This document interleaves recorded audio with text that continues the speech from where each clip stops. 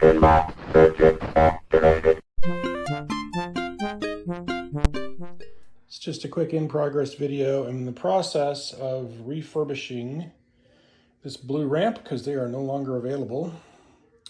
And as you can see, it's pretty discolored by age and sun and whatever else. So what I'm doing is right now, this is 600 grit sandpaper on this side. So you can see kind of before and after. It definitely takes a lot of it away. It doesn't take it all away. But I'm not trying to get it, to look brand new. I'm just trying to get it to look better. So I'm gonna go progressive grits. Starting at 600, I'm gonna work my way up to probably around 1,000 or so. And then I'm gonna do some plastic polishing with some plastics and see how that comes out. So we'll see.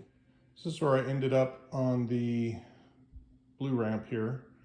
What I did, on the top side, I did sand this area down to try and get the yellowing out, and I just wasn't able to get all of it out, and I wasn't happy with it because it still looked streaked almost. So what I discovered was that the same blue paint that I used on the cabinet, which if you're interested is the Montana White series, and the color is called Heaven. It was basically nearly an exact match for the blue of the actual ramp. So I painted the side that's not going to see the ball here. And I also put a coat of Rust-Oleum clear on this just to kind of seal it in. And then I also taped off and painted just this top rail here. The inside you can see is still, I don't know if you can see it or not, but it's still unpainted. You can see there's a sheen different there. So that's just the raw plastic that's been cleaned. And I'm gonna polish that with a little bit of Novus 2 and call it good. I think that looks much better.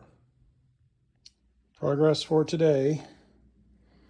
I got the launch ramp all put back together, polished out, new plastics. You can see, let me go around this way. See the little paint job, looks pretty good. I rebuilt all the main plastics, got the shooter ramp thing installed. What else? All the plastics here have been installed. Over there, I need to solder in that socket tomorrow and put a flasher in there. All this has been installed. So tomorrow, I need to build up these plastics here and solder in those sockets and get that all done. And then I think I can move it into the cabinet and make sure that everything lights up and all the switches work and everything else before I start installing ramps on top of everything. Oh, I got to put the Ferris wheel in too. I haven't done that yet. Ferris wheel is all rebuilt. So Ferris wheel's all rebuilt. It looks nice, cleaned up nice. I just have to install it. And we'll do that tomorrow. Going to rebuild the coin door. Just a quick video to show how these switch holders slide into place, okay? So there's a little rail there. And it slides right in here. And then you're gonna put your screws with washers here into those to hold them in, like that. This is where the ground strap goes, and you'll see I have removed the powder coating from there just so we get a good metal to metal connection for the ground strap. Okay, progress update. We're live. It's a good thing. So as you can see, I've got my coin door put back together. This little spot for the screw for this was broken, so I had to super glue that back together. So that's currently drying, and I'm gonna put that back in, and those will both be lit. Playfield is in. I'm in the process of getting the ramps all kind of adjusted and sorted and whatever. There's 3 ramps on this game. And this one especially has been a little bit of a challenge to get to lay in there correctly. But I think we're getting close. You can see I went with clear pop-upper caps with 3 different lights that I think look pretty good. Pretty happy with that. Here is my Ferris wheel that is all redone. I went ahead and swapped out some of the flasher bulb covers, the domes here. I put red here because this is the red side. I put blue on the blue side. And then we have orange in the back. And then there's a blue one that sits back here as well that hasn't been put on there yet. Couple of fun things that I'm going to try and do. So first off, I can show you. I have a good buddy who is amazing at making decals and things, and he made me, there you go. He made me a little ball toss decal for that red stand-up target. He's Mr. Tantrum on Pinside. If you need anything custom for your game, contact him. He's awesome. The other thing he did for me that I can show you is I had him make me a set of, if I can get him out of here, so let me show them to you here. There we go. Custom flags for my flags. So the story on this game is that originally, if you look at the flyer, there were like 8 flags or something that are on little, I'll show you this old one here. So they're on little springs and they're riveted around the playfield. And I guess the idea was like a World's Fair or something like that. So you can see this game came with an old American flag and a beat up French flag. So what I decided to do was do the 6 flags that flew over Texas. And then this one is a fun little Texas Pinball Festival flag because I'm gonna have it at TPF. So I'm gonna put those on and then decide where around the playfield they're gonna go. Everything seems to be working correctly. This, it's out again. This guy is dodgy. I have to mess with that socket. And I'm not exactly sure if these guys are firing or not, these flashers that are under here, because I tried to put it into test mode and go around, and I didn't notice, I think there was one that fired and the other one didn't. So I have to kind of sort that out. Oh, here's the other cool custom thing that Mr. Tantrum did for me. So what happens is this is the Spook House plastic, and it sits kind of like that, right? And what happens is when you hit this target, it tends to airball. So it airballs and hits the glass here. So what people did or have done is they've cut, if you look at the way the Spook House plastic goes, it goes, I mean, that goes in there, but you can see it kind of goes like that. Okay, so there's a hole there. So what some people did was they cut a clear piece of Lexan to go right over here and keep that from airballing. So what I had Mr. Tantrum do, if you guys can see this, let's see. I don't know if you can see it or not. There. So he photo etched me some Spook House ghosts on my little clear plastic. So that's gonna go right there like that. And then what I'm gonna do is I'm gonna try and get a light strip back here to light this green or something. So I'm hoping that's gonna work. We'll see if it works or not. Because if I can get a light strip right here, I can run it right down through this hole right here and get to this GI socket. So I'm going to continue to put this thing together. I'm hoping to have it flipping this weekend. And I do need to still kind of clean this up and make sure these are all in their level, because one of them's a little low, I think, or something. There's something going on there. And then I'm going to clean up, you know, this stuff. And then I don't know if I mentioned before, but I did go ahead and polish this out. And then the other thing I have to do, which is over here, is I have to sand the apron and the shooter gauge down and paint them black. And then I have new decals to go over that. So it is getting there. It's got sort of old legs on it right now. The powder coated legs are over there in the corner. I just don't have them on there yet because I didn't want to get them all scratched up or whatever while I'm working on it. But otherwise, it's getting there. I got to put all the LEDs up there, obviously. But yeah, I think the playfield looks actually pretty darn good. Check back in later. This is the Ride the Cyclone plastic that goes on one of the ramps, and it didn't come in my plastics ramp set thing. I don't know if anybody makes these or not. So I'm going to try and polish this out a little bit with some this stuff. It's a headlight restoration kit. It comes with Plastex, which is a polisher.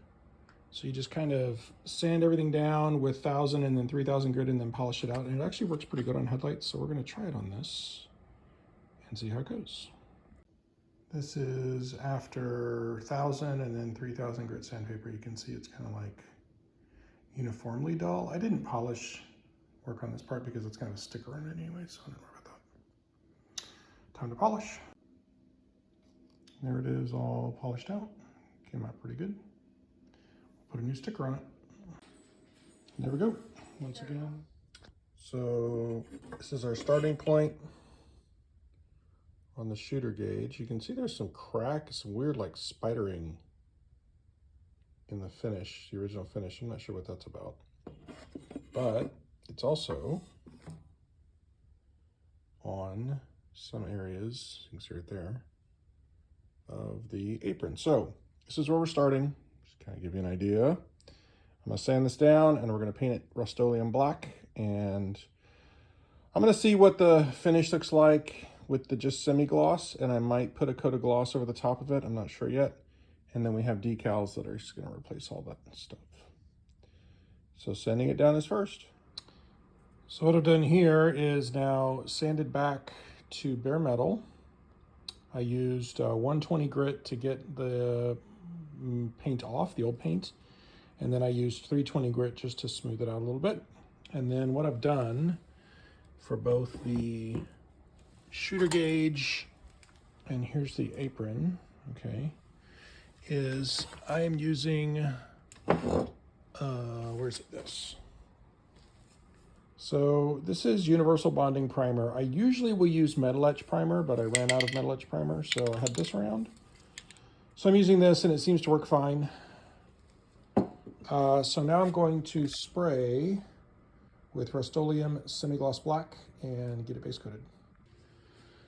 So this is after painting and clearing with Rust-Oleum Clear. It's kind of the finish that you get. And then I've got these, which are decals my buddy made. So I'm gonna install those.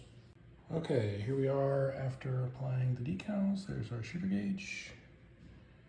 And then here is the apron. Came out pretty good. These are sticker decals. One of these days I'll figure out how to do stencils, but this looks pretty good. Cyclone update. We are up and running. So I'll kind of go over everything I've done.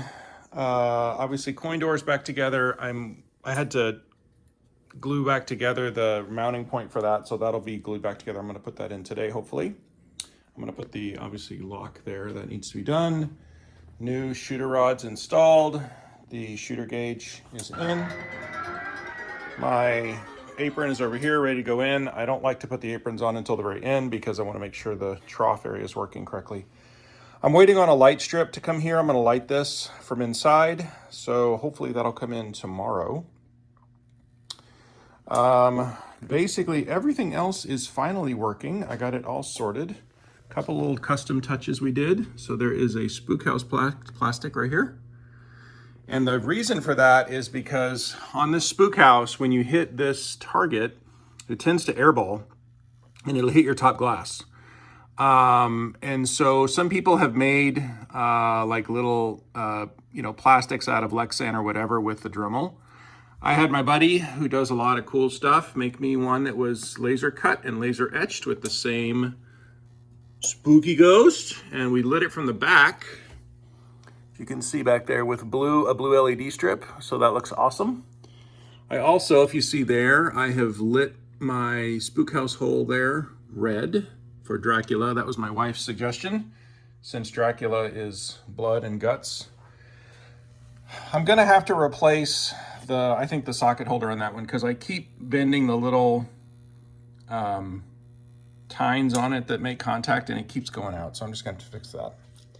I have my flags all done. I decided, since I live in Texas, to do the 6 flags that flew over Texas. So we have, that is the old Confederate flag. We have, this is France, I believe. Mexico. We have Spain over here. We have United States and the Texas flag. And then I made a custom, or my buddy made me a custom Texas Pinball Festival flag, since this is going to be at TPF. I did get all of the ramps situated. I do have to get a new pop upper cap for this one, because I realized when I was messing with this Spook House plastic that this ramp was really sitting on that pop bumper cap really, you know, with a lot of pressure, and I didn't like it. So I pulled that cap out, and I'm just gonna cut a slice out of the edge of that cap so it's gonna sit there nicely and it's not gonna put as much strain on this ramp. But stupid me, I did not check my orientation and I cut the cap wrong. So I've got another cap on order from Marco, and I'll cut that when it's back. Oh, this is my buddy's also little Cyclone guy. So we put that on the return from the Cyclone ramp here. That is, it can be lit, but I painted mine to kind of match the Cyclone that's on the back glass, and it doesn't light all that well. So I think what I'm gonna do is either, I mean, I guess I could put a spotlight on it if I really wanted to, but I think it looks pretty good there. This is my original Ride the Cyclone ramp that, or sorry, plastic that you guys saw me kind of polish out. And that's my buddy's new sticker for it, so that looks great. And that's it. Oh, I did redo this. So this plastic has been polished, so it's pretty shiny again. There's just a couple, you can see there's a little spot here, but I don't think that's worth messing with. I went in and painted with some black, just repainted over these areas and repainted the red as well, just to freshen them up. And then I sprayed just a little of Rust-Oleum Gloss Clear over it to give it kind of a nice shiny look. And I did that to both.